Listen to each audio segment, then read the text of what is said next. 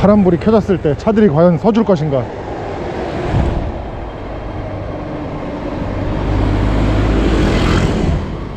안 선다. 안녕하십니까, 반갑습니다. 오이난입니다. 제가 최근 몇 개월에 걸쳐서 블로그 포스팅과 영상으로 공유했던 저의 작전 정찰 종목 중 VT와 이스타코가 최근 의미 있는 움직임을 보여줬습니다.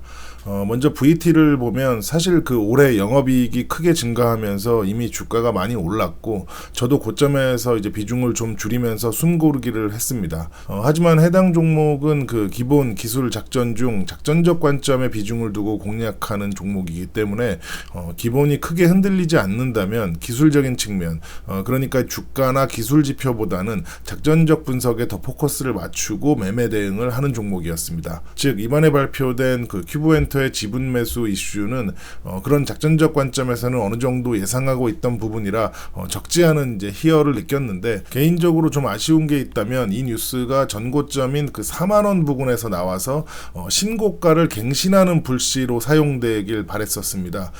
그런데 이제 224일선을 지지하고 반등하는 재료로 사용됐기 때문에 이제 좀 아쉬운 면도 없지 않아 있습니다. 실제로 이제 불씨를 사용해서 올라온 현재 주가가 전고점 부근이기 때문에 기술적 심리적 저항으로 인해서 30분 60분 봉에서 모멘텀 지표인 슬로우 스토캐스틱도 상승 에너지가 크지 않고 추세 지표인 MACD도 힘겨워 보이는 그런 그림입니다.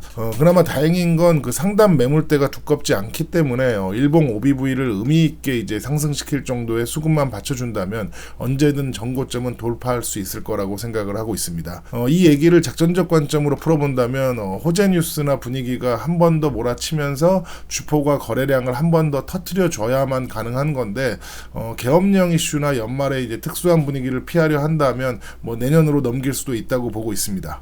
참고로 제 방송이나 포스팅을 보고 무작정 따라서 이제 매매를 하는 거는 위험하니까 이제 원래 실력이 좀 되는 분들이 아니면 이제 저의 분석 방법이나 대응 방법을 먼저 배우시는 게 좋다고 생각을 합니다. 왜냐하면 예를 들어 저는 현재 VT의 주포가 여전히 이제 물량을 쥐고 있다고 보는데, 만약 이제 물량이 쏟아지는 흔적을 발견한다면 언제든 그대로 이제 따라서 매도를 할 거니까요. 다음 이스타코는 VT보다 더 오래 정찰하던 종목이기 때문에 이제 최근 부담 없이 이제 비중을 늘렸던 종목입니다. 지난 4월 11일 리셋봉이 나왔고, 최근 10월 2일에는 800원대까지의 악성 매물들과 4월 리셋봉 때 탑승한 개인들 물량을 꽤 많이 정리한 것으로 봤습니다. 하지만 그 상태에서 이제 11월에 바로 상승을 할 경우 기술적 분석을 하는 사람들은 거의 다 따라 탈 거기 때문에 이제 그런 걸 의식한 듯 다시 한번 이제 주가를 하락을 시켰던 것 같고, 그것도 이제 전저점까지 깨면서 하락을 시켰는데, 보시다시피 거기서 나올 만한 물량이 없는 걸 확인하고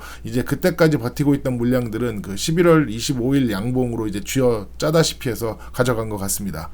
작전적 관점으로 볼 때 대주주가 지금 가격에서 이제 매도할 일은 절대로 없을 거라고 판단을 했고, 유동 주식 수도 64%인 2,700만 주밖에 안 되기 때문에 LB 비중을 줄이고 제대로 추매를 이제 해볼까 고민하던 중에 이제 갑자기 이제 급등을 했습니다. 주포가 누군지는 몰라도 상당히 작전을 잘 계획하고 잘 실행한 것 같습니다. 물려있던 개미들이나 지켜보고 있던 개미들이 탈만한 구간은 어제 이제 상한가로 잠그면서 이제 그대로 통과를 했고, 장기 매물대 이제 중앙으로 주가를 가져다 놓은 상황입니다. 오늘 진입한 가격이 이제 핵심 매물대 구간이라 거래는 좀 나오긴 했는데, 이제 개인적인 생각에 이제 저게 진짜 거래라고 보지는 않습니다. 그런데 이제 제 생각이 틀릴 경우, 만약 장기간 물려있던 세력이 탈출 작업을 했다면 오늘 봉이 이제 탈출봉이 되는 건데, 그렇게 되면 주가는 600원대까지 다시 줄줄 흐르게 될 겁니다.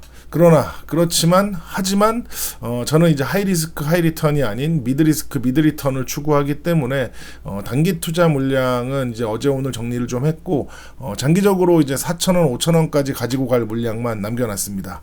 참고로 알만한 분들은 아시겠지만 이 종목도 작전적 관점으로 지분 구조와 대주주를 바라볼 때 민주당이 이제 힘이 강해지면 이제 호재로 작용하고 반대면 악재로 작용하는 종목입니다. 아무튼 오늘은 오이난의 작전 정찰 종목 중 최근 의미 있는 움직임을 보여준 VT와 이스타코를 살펴봤는데 이런 작전적 분석의 기본은 그 대주주들과 그 지분 구조에 대한 기초 지식이 있어야 되고 그 주변 인물들 또는 그 관련자들에 대한 그 입체적인 분석도 할 수 있어야 그 정확도가 올라갈 수 있습니다.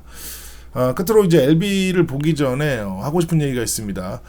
뭐 다들 아시겠지만 LB에 대해서 그 좋은 얘기를 할수록 영상의 조회수가 많아지고 좋아요도 많아집니다. 반대로 이제 LB에 대해서 중립적인 의견 또는 그 부정적인 면이 언급될수록 반응은 좋지 않습니다. 사실 저도 장기 투자를 베이스로 하고 있는 입장에서 장기만 생각한다면 아직까지는 긍정입니다. 지금 이 말도 아직까지는이 아니라 그 무조건이라는 단어로 표현했다면 좋아요가 더 많았을 겁니다. 아무튼 그 장기 투자에 대해서는 아직 긍정이긴 한데 뭐 맨날 그 같은 관점으로만 영상을 만들게 되면 계속 같은 얘기만 해야 되기 때문에 그렇게 되면 이제 이게 좀 이제 컨텐츠로서의 가치는 떨어지게 될 수밖에 없습니다. 그래서 이제 아시다시피 그 중간중간에 단기 투자의 관점으로 영상을 만들기도 하는데 단기라는 건 말 그대로 이제 단기이기 때문에 긍정과 중립과 부정이 기간에 따라 그 자주 이제 그 변동이 되고 순환이 됩니다. 그러니까 이제 제 영상을 보실 때는 전체적인 맥락이 이제 단기를 주제로 얘기를 하는 영상인지 아니면 장기를 주제로 얘기를 하는 영상인지 잘 구분을 하시는 게 좋습니다. 아무튼 현재 LB는 단기적으로 이제 중립 구간인데 그 얘기는 이제 단기 지표들이 반등을 준비하고 장기 지표는 그림이 좋지만 중단기 지표들이 이제 힘이 없는 상황이라 서로 상쇄가 되고 있기 때문입니다. 몇 번 이제 다른 방식으로 말씀을 드렸던 건데 중단기 지표들의 에너지가 실려서 이제 장기와 하나가 되려면 일단 그 5.17 이후 제가 그어놓은 그 피보나치 2번 선 위로 올라타야 됩니다. 그런데 그 전에 이제 최근 두 번이나 돌파에 실패한 피보나치 3번 선과 224일선이 버티고 있고 이미 이제 61선과 121선이 데드 크로스가 나면서 여전히 이제 61선은 고개를 숙이고 있는 상황입니다. 즉 요 며칠 그 지지한 그 피보나치 4번 선을 뚫고 내려가서 21선까지 고개를 떨구게 만들면 이제 단기 부정이 되는 거고 21선과 61선이 만나서 골든 크로스가 나온 뒤에 피보나치 3번 선 위로 올라탄다면 이제 단기 긍정이 되는 겁니다. 마지막으로 제가 지난주 금요일 멘탈 관리를 위해서 매도한 물량 중 일부는 그 이번 주 월요일과 수요일에 좀 회수가 됐습니다. 이제 이대로 올라간다면 뭐 회수 못한 물량은 그냥 버리고 가는 거긴 한데 기술적 관점으로 볼 때 여기서 다시 하락한다 해도 다시 반등을 하지 않는다면 적극적으로 이제 회수할 생각은 없습니다. 왜냐하면 이제 같은 주가라도 기술적으로 볼 때 그 내려가도 되는 시기와 내려가면 안 되는 그 시기에 따라서 대응도 달라지는 거기 때문입니다. 아무쪼록 그 LB도 멀지 않은 미래에 전고점을 이제 뚫어주길 진심으로 바라면서 오늘 방송은 여기까지 하도록 하겠습니다. 감사합니다. 이 강아지가 안 비킬 모양인데 내가 비켰다. 기싸움에서 밀려가지고 내가 비켰네.